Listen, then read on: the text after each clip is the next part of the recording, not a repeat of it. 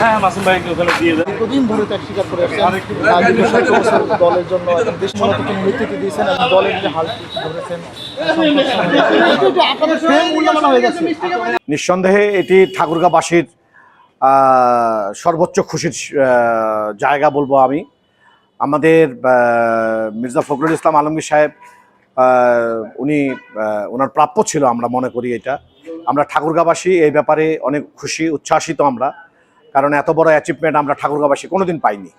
এটা আমাদের জন্য গর্বের, আমাদের ঠাকুরগাঁওবাসীর জন্য গর্বের। আমরা ঠাকুরগাঁওবাসী জনাব মির্জা ফখরুল ইসলাম আলমগীর স্যারকে সর্বোচ্চ সম্মানে মনোনয়ন দেয়, রাষ্ট্রপতি হিসেবে মনোনয়ন দেয়। আমরা অত্যন্ত ঠাকুরগাঁওবাসী আনন্দিত এবং আমরা দোয়া করি আল্লাহর কাছে তাকে যেন আল্লাহ দীর্ঘায়িত করে এবং সুস্থ রাখে। দীর্ঘ রাজনৈতিক জীবন, পেশাগত জীবন এবং সেবাগত জীবন পার হয়ে একটা মানুষ তার সর্বোচ্চ নিরপেক্ষতার প্রমাণ দিয়ে আজকে যে পদে যাচ্ছেন ঠাকুরগাঁওবাসীর জন্য, সেটা গর্বের বিষয়।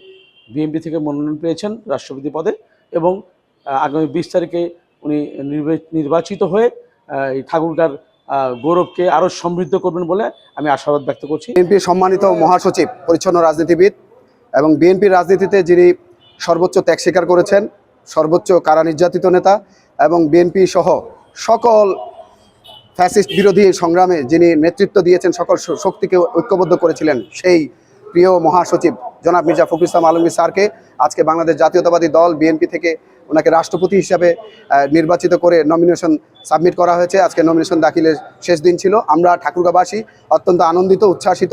সেই সাথে বলতে চাই যে তিনি আমাদের একটি আবেগের নাম। তিনি আমাদের মির্জা ফখরুল ইসলাম আলমগীর স্যার, তিনি আমাদের ভালোবাসার নাম।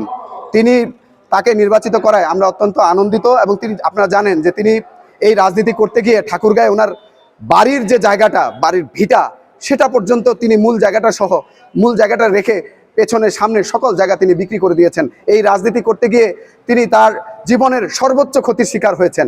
এরকম একজন ত্যাগী ব্যক্তিকে আজকে দল থেকে নির্বাচিত করা হয়েছে। এই জন্য আমরা অত্যন্ত আনন্দিত, আমরা গর্বিত।